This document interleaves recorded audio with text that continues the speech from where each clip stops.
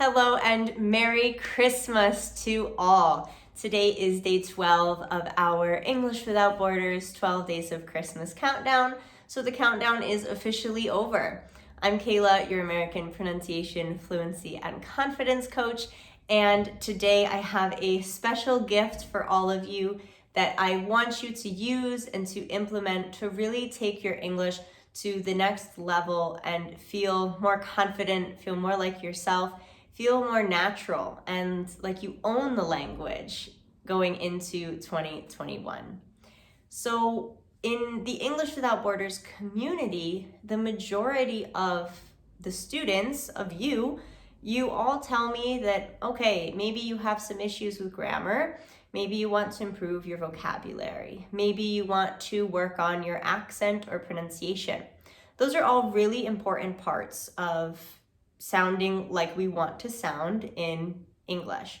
However, the most requested thing that people ask me or that people need help on is, how do I feel confident in English? How do I feel good? How do I not feel afraid when speaking to other people? I'm really talkative in my native language, but when I speak English, all of a sudden I'm really shy. I don't know what to say. I lose my words, okay? And these questions and these issues don't go into grammar and pronunciation. Those things can help you feel more confident for sure. They made me feel more confident in my native language, but the most important factor, in my opinion, when learning another language is the way you feel about that language. So your internal relationship, your internal beliefs about who you are and who you want to be when communicating in another language is so important when you want to share a message, when you want to connect with someone, when you want someone to really listen to you and feel like you are dominating the language. This is really important. And I stress this only because so many of you ask me this question. So today I have a gift for you that can help you work through these mental barriers. And if you've never tried anything like this before, please give it a chance, because perhaps what you've been doing until now, you're still frustrated, maybe things still aren't working, you still don't feel free when speaking English. And that's for a reason, okay? We really need to work on your mentality in that case, how you feel about the language. So that's what this exercise is going to help you do. So what is an affirmation? Perhaps you've heard of them, perhaps you haven't. An affirmation is something that we can affirm or tell ourselves over and over in our head to rewire, reprogram, retrain our mind to think in a different way or believe something or view something in a different light. For example, if you want to focus on, in general, the positive things in life rather than the negative, you can create or find a list of affirmations that are focused on finding the good things in the world or your environment around you. And some people think that affirmations is something that doesn't do anything, that doesn't work, but I promise you that this is scientifically studied, okay, when it comes to neuroscience and how the brain works. And when I was a collegiate athlete playing soccer in college, we talked a lot about how the brain and the way we think affects our performance, okay? So if you love sports and you can relate to sports, think of it this way. There are studies that prove and show that if a basketball player, for example, wants to improve his foul shot, then he can practice it over and over every day. Or he can visualize himself making the foul shot, having it go in every time, think about how his body will feel when he does it. He can tell himself over and over how good he is at it, how he never misses a shot, how his percentages are through the roof compared to other players. And even if that player who was visualizing and saying affirmations to himself every day, even if he doesn't actually practice a foul shot even once in that 30-day time frame, he will improve his foul shots more from changing his mentality within a month than the player who did not work on his mentality and was practicing every day. Okay, and affirmations and visualization is something that I used consistently in the last couple of years of my soccer training. And from the time that I didn't do any of that to the time that I started it was such a drastic difference in my performance that I realized, hey, there is something to this. This is important. This can actually do something. And I realized later on that it doesn't just apply to sports. It applies to business, it applies to your personal life, and it applies to language, okay? So the way that you think and feel about yourself in your second language or non-native language, in this case English, is really, really important. So when creating your affirmations or figuring out what you want to say, there are a couple of tips that I'm going to give you on how you can make them more effective, efficient, and make them more beneficial for you. The first thing is that your affirmations should be believable to your subconscious mind, okay? So you shouldn't think of something that's not realistic in terms of the real world. So if I'm a beginner learner of English, I shouldn't make an affirmation that says, tomorrow I will be fluent in English.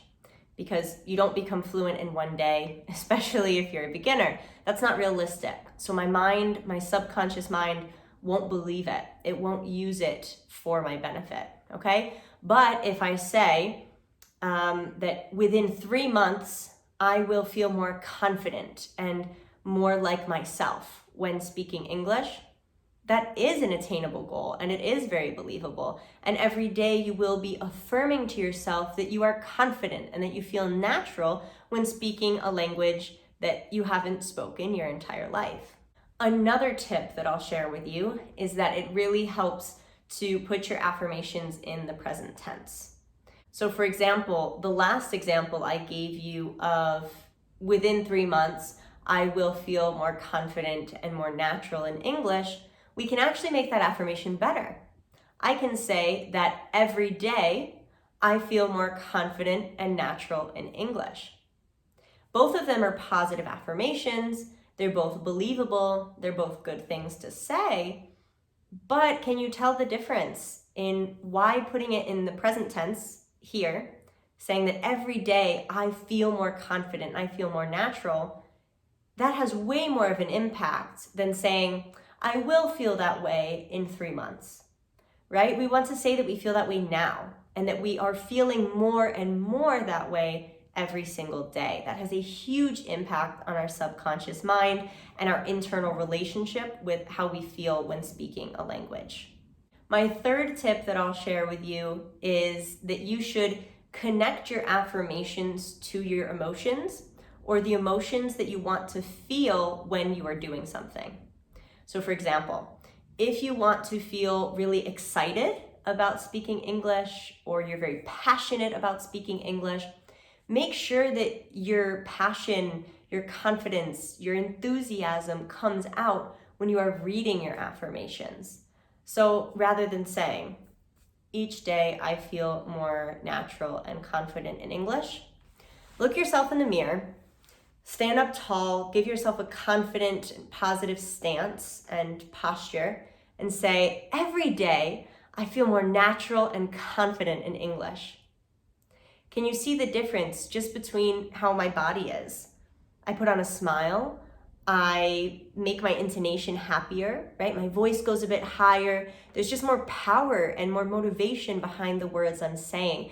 And that makes anything I say much more believable, much more impactful, and much more beneficial for my subconscious mind in the long run. So that's a little bit about affirmations for you all.